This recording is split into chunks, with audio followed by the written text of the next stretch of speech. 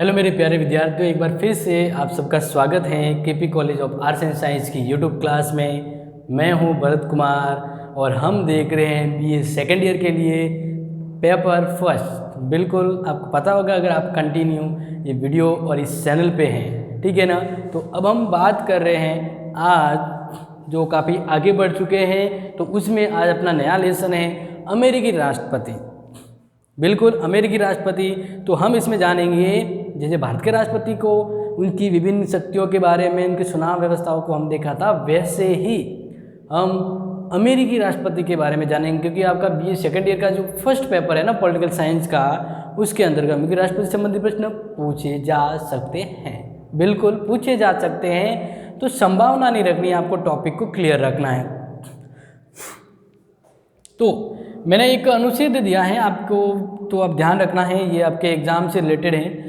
तो आर्टिकल यानी अनुच्छेद 2 के तहत संविधान में, अमेरिकी संविधान में व्यवस्था की गई है कि अमेरिकी संघ की कार्यपालिका शक्ति एक राष्ट्रपति में नियुक्त होगी। किसमें नियुक्त होगी? राष्ट्रपति। जैसे अपने भारत में कहा है कि अनुच्छेद 52 के तहत भारत की राष्ट्रीय कार्यपालिका शक्ति है वह एक राष्ट्रपति के अंतर्गत होती है, वैसे ही आर्टिकल 2 अमेरिकी राष्ट्रपति के बारे में कहा गया है कि देश की कार्यपालिका शक्ति किसके पास होगी? राष्ट्रपति के पास। तो इस तरह से, और एक चीज़ मैं और बता दूं कि अमेरिकी जो राष्ट्रपति है ना, वो वास्तव में विश्व में जितने जहाँ पर भी राष्ट्रपति उसमें सबसे ज़्यादा शक्तिशाली है, क्योंकि अमेरिकी संविधान में अध्यक्षात्मक शासन व्यवस्था को अपनाया गया है। हाँ, तो शुरू करेंगे और शुरुआत हो गई है। और अब हम बात करते हैं कि जो राष्ट्रपति बनना होता है, तो अमेरिकी राष्ट्रपति बनने की योग्यता क्या होती है। तो अपना पॉइंट ये है, अमेरिकी राष्ट्रपति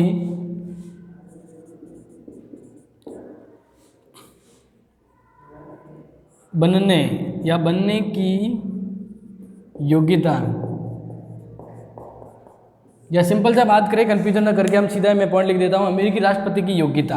यानी कोई व्यक्ति अगर अमेरिका का राष्ट्रपति बनना चाहे तो उसके लिए क्या योग्यता होनी चाहिए, एलिजिबिलिटी क्या होनी चाहिए, वो सबसे पहला पॉइंट हम बात करेंगे। अनुच्छेद 2 के उपधारा अनुच्छेद 1 के अंतर्गत हम बात करेंगे पहला पॉइंट। तो यहाँ पे आपको कंफ्यूजन नहीं होना है, पहले पॉइंट से हम शुरू करते हैं। और इसमें कहा गया है कि संयुक्त राज्य अमेरिका का नागरिक होना चाहिए। जैसे भारत के अंदर बात है कि भारत का वही व्यक्ति राष्ट्रपति बन सकता है जो भारत का नागरिक है, तो यहाँ पे बात की गई है वह व्यक्ति जो अमेरिका का जन्मजात नागरिक हो। क्या हो? जन्मजात नागरिक होना चाहिए, वही अमेरिकी राष्ट्रपति के लिए उम्मीदवार बन सकता है। नेक्स्ट बात आ जाती है दूसरी, जो अपने भारतीय राष्ट्रपति के लिए भी है। बिल्कुल, भारत का राष्ट्रपति बनने के लिए कितनी एज होनी चाहिए? हाँ, 35 वर्ष होनी चाहिए, आपको पता होगा, आपने पढ़ा है ऑलरेडी। तो यही बात यहाँ पे भी आती है। तो इस उम्मीदवार के लिए न्यूनतम उम्र 35 वर्ष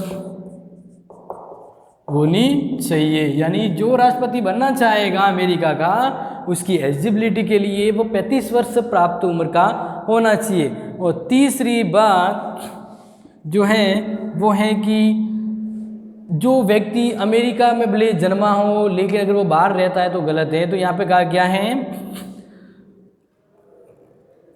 जो उम्मीदवार हैं वह कम से कम 14 वर्ष तक अमेरिका में रह रहा हो। तो ये मोटे तौर पे 3 एलिजिबिलिटी है अमेरिकी राष्ट्रपति की। पहली, जन्मजात अमेरिका का नागरिक होना चाहिए।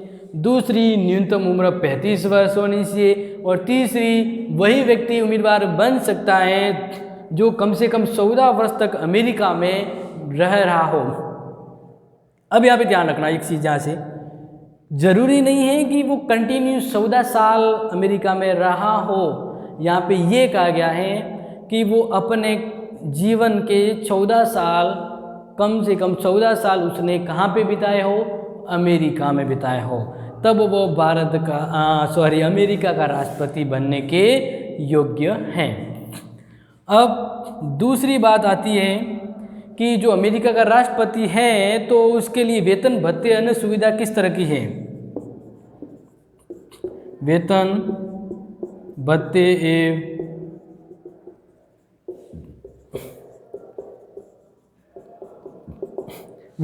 एवं अन्य सुविधाएं। बिल्कुल, भारत के राष्ट्रपति को कितना वेतन मिलता है बताइए।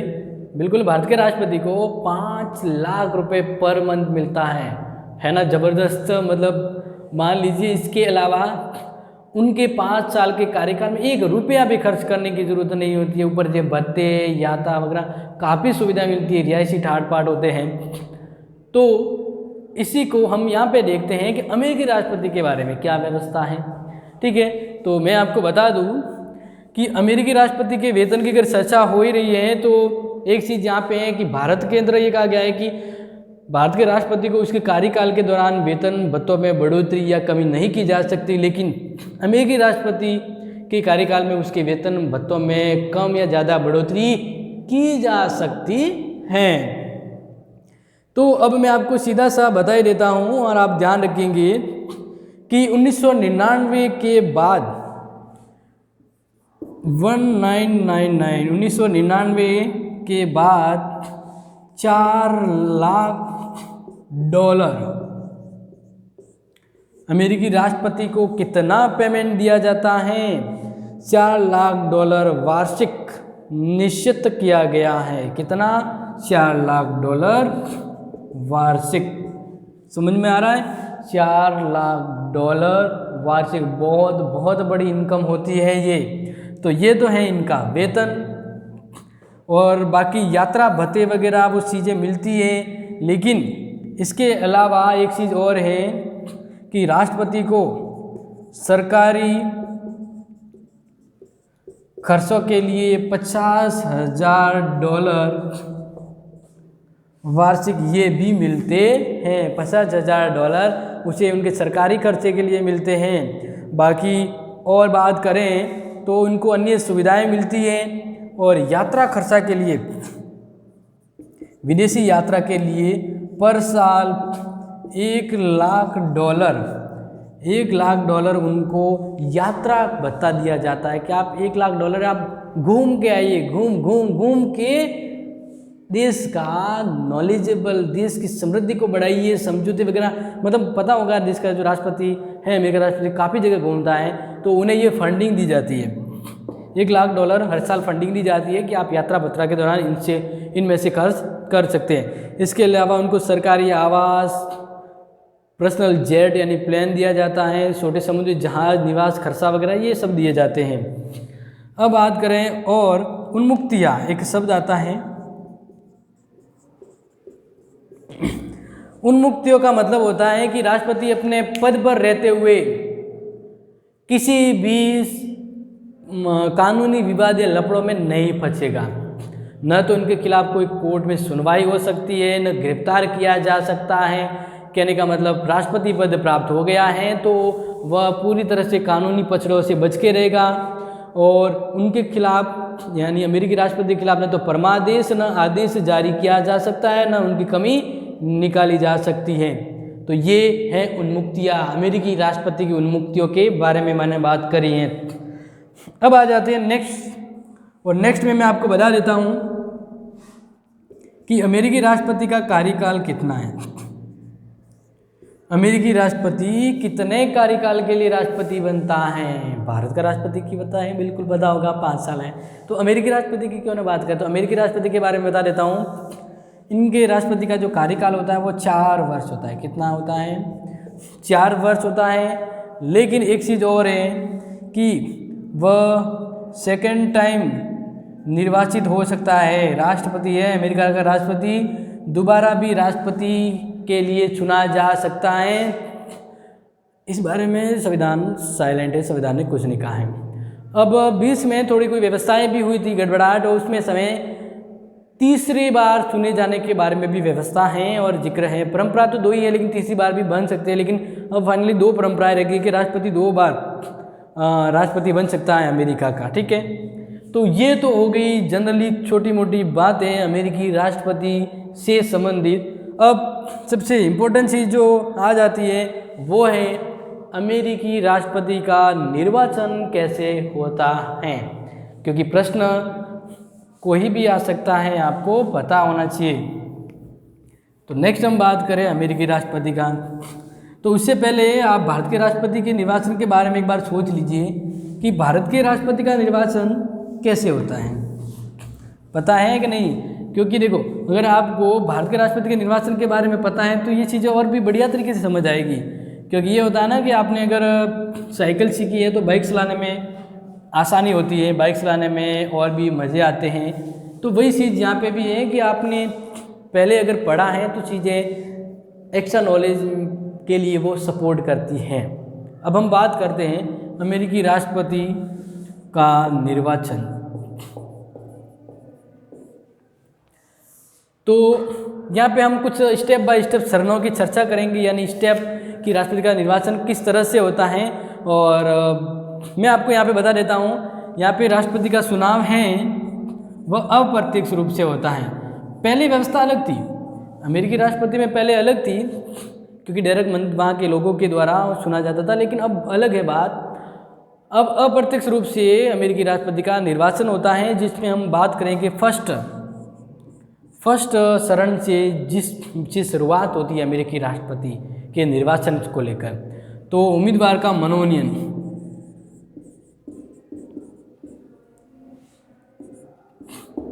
उम्मीदवारों का मनोनयन।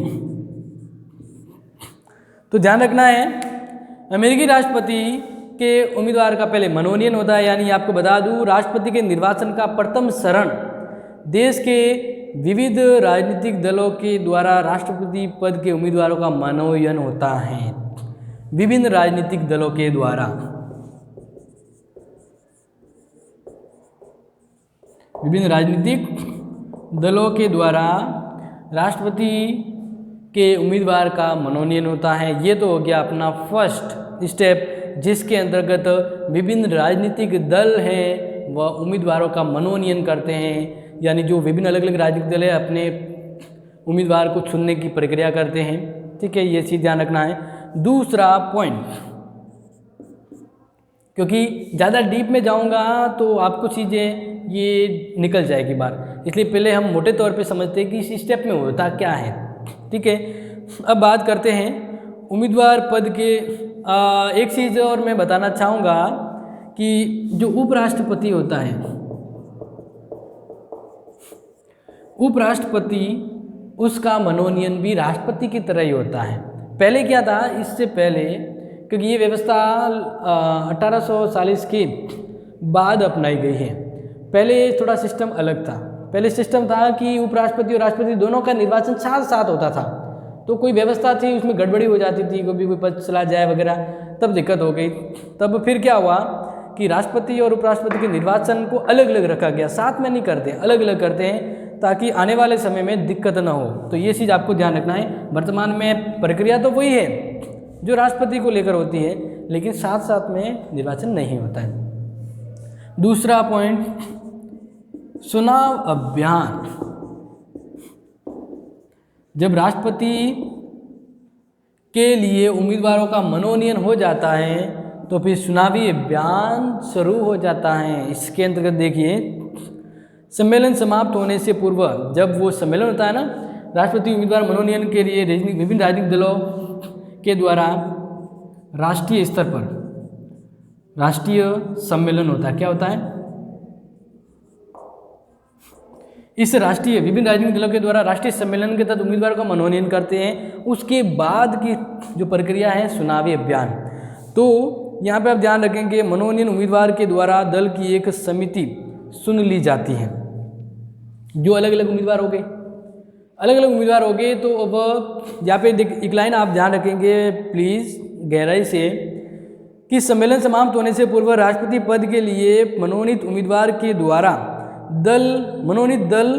मनोनीत उम्मीदवार जो होता है, तो मनोनीत उम्मीदवार के द्वारा दल की एक राष्ट्रीय समिति चुनी जाती है। जो दल होगा उस दल से वो रिलेटेड उसकी समिति का चयन करेगा। समझ में आ रहा है। इसके उपरांत यह समिति अपना एक प्रधान, एक कोषाध्यक्ष चुनती है और यह समिति अपने दल के उम्मीदवार के परामर्श से राज्य के अपने दल के उम्मीदवार के पक्ष में तीव्र अभियान चलाती हैं। मान लीजिए मैं आपको यहाँ पे बताना चाहूँगा, 4 उम्मीदवार हैं, तो हर उम्मीदवार जो हैं उसकी एक पार्टी बनेगी, उसकी अपनी एक पार्टी होगी, ठीक है। तो जब उसकी वो अपनी खुद की पार्टी होती है तब वह उस पार्टी, फिर जो ये जो पार्टियां होती है वह अपने उम्मीदवार के लिए प्रचार का कार्य करती है, प्रचार में सपोर्ट देती है, ठीक है ना, और चुनावी अभियान चलता रहता है। एक चीज़ आप नोट करेंगे, प्रत्येक उम्मीदवार को अपने चुनाव खर्च में 30,000 डॉलर, प्रत्येक उम्मीदवार को जो राष्ट्रपति पद के लिए खड़ा हो रहा है उसे 30,000 रुपये खर्च करने की छूट दी गई है। लेकिन कोई ज़्यादा भी करता है तो कोई उनके खिलाफ कोई कानूनी कार्रवाई नहीं होती है, तो बट ये एक लिमिट रखी गई है, वो चीज़ आप ध्यान रखेंगे। तीसरे पॉइंट में यहाँ पर थोड़ा सा ध्यान रखना, ये पूरी तरह से अभी नहीं हुआ है, मैं बताना चाहूँगा। तो क्या होता है कि विभिन्न राजनीतिक दल होते हैं, यहाँ से उम्मीदवार खड़े होते हैं। अब एक दल से एक ही उम्मीदवार तो होता नहीं है, बहुत से उम्मीदवार हो गए, इससे भी बहुत से उम्मीदवार हो जाते हैं, ठीक है। तो इस तरह से हर एक के उम्मीदवार होते हैं, 4-5 उम्मीदवार जो भी होते हैं, ठीक है। तो इस तरह से हम बात करें, तीसरे पॉइंट से मैं आपको समझाना चाहूँगा निर्वाचक मंडल का चुनाव।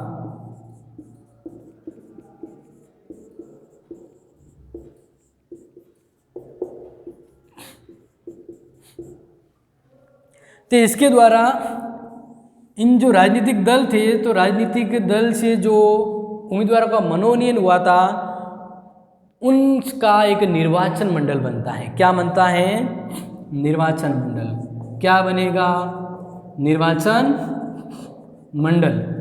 तो अब ध्यान रखना है कि जिन पार्टियों ने उम्मीदवार बनाने में सहयोग दिया था, जो निर्वाचक मंडल बने हैं, तो अब यहाँ से जो निर्वाचित हो जाएंगे तो जो बचे हुए हैं जो पार्टी है वह उन्हीं उम्मीदवारों को वोट देती है, और ये जरूरी भी है, वरना ये व्यवस्था गड़बड़ हो जाती है। यहाँ पे तो बताया गया है कि निर्वाचक मंडल के अंदर जो चुने गए उम्मीदवार हैं उनको उनकी पार्टी से ताल्लुकात रखते हुए वह पार्टी उनके हित में ही चुनाव के दौरान मत देती है, ठीक है। तो अब बात करें 23वें संशोधन में निर्वाचक चुनाव वर्ष के नवंबर महीने के मंगलवार को होता है, ये व्यवस्था की गई है। एक और बताना चाहूँगा कि राष्ट्रपति और उपराष्ट्रपति का निर्वाचन होता है, तो राष्ट्रपति अगर नॉर्थ से चुना जाएगा तो उपराष्ट्रपति उनका उम्मीदवार साउथ से होगा, दोनों एक जगह से नहीं हो सकते। ये चीज़ बहुत ही इम्पोर्टेंट है और आप इस चीज़ को गौर करेंगे, कन्फ्यूजन नहीं होना है। तो फिर क्या होता है कि सूची प्रणाली के आधार पर, फिर इसके अंतर्गत क्या होता है? सूची प्रणाली।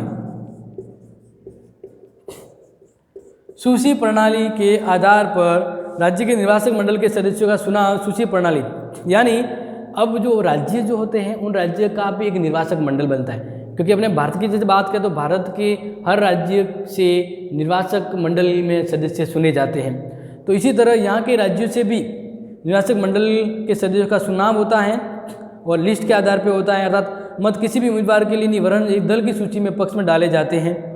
तो संविधान में यह भी कहा गया कि कांग्रेस का कोई भी सदस्य संयुक्त राज्य अमेरिका के लाभ के पद पर आसीन व्यक्ति निर्वाचक मंडल का सदस्य नहीं हो सकता। बहुत ही इंपॉर्टेंट चीज़ यहाँ पे गौर फरमाइएगा। इस निर्वाचक मंडल का कार्य राष्ट्रपति उम्मीदवार के चुनाव। अब मान लीजिए जो उनके जो राज्य होते हैं, राज्यों से भी निर्वाचित के लिए सदस्य आते हैं जो निर्वाचक मंडल में जुड़ते हैं। तो ये जो निर्वाचक मंडल जो बनता है उनका काम सिर्फ होता है राष्ट्रपति का निर्वाचन करना, इसके अलावा इस निर्वाचक मंडल का कोई काम नहीं होता है। ये चीज़ आपको ध्यान रखना है। तो ये बात हो जाती है। इसके बाद आता है चौथा चरण। अब तक निर्वाचक मंडल का निर्माण हो गया है, ठीक है। अब नेक्स्ट बात में आप ध्यान रखेंगे, फोर्थ पॉइंट पे जो चीज़ होती है वो आपको अच्छे समझना है। निर्वाचक मंडल द्वारा राष्ट्रपति का चुनाव। निर्वाचक मंडल द्वारा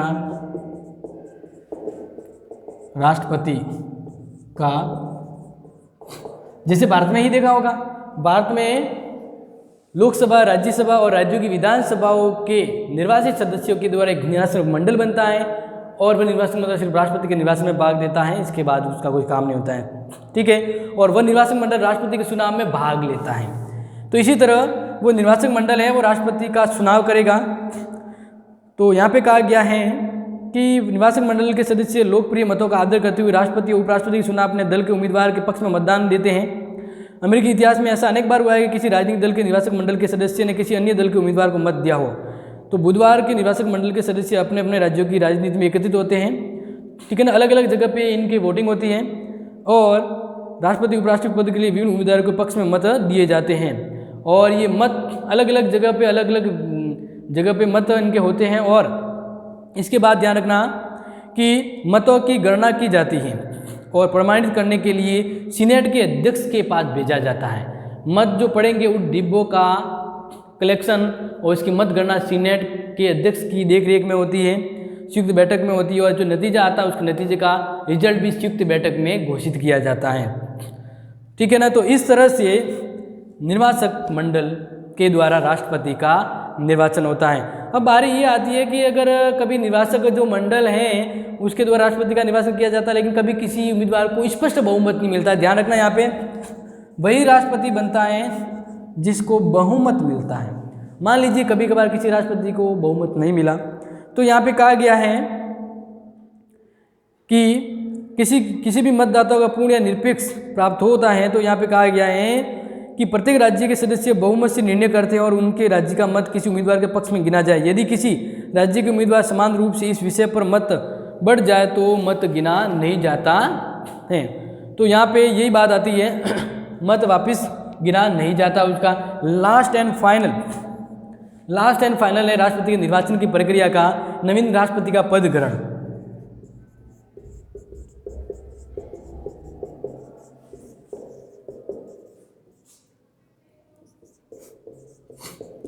मान लीजिए नवीन राष्ट्रपति का चुनाव हो गया, वो जीत गया, तो अब वह अपना पद ग्रहण करेगा। तो यहाँ पे बात कही गई है कि 1933 से पूर्व निर्वाचित होने के लगभग 4 माह पर नवीन पद ग्रहण किया जाता था।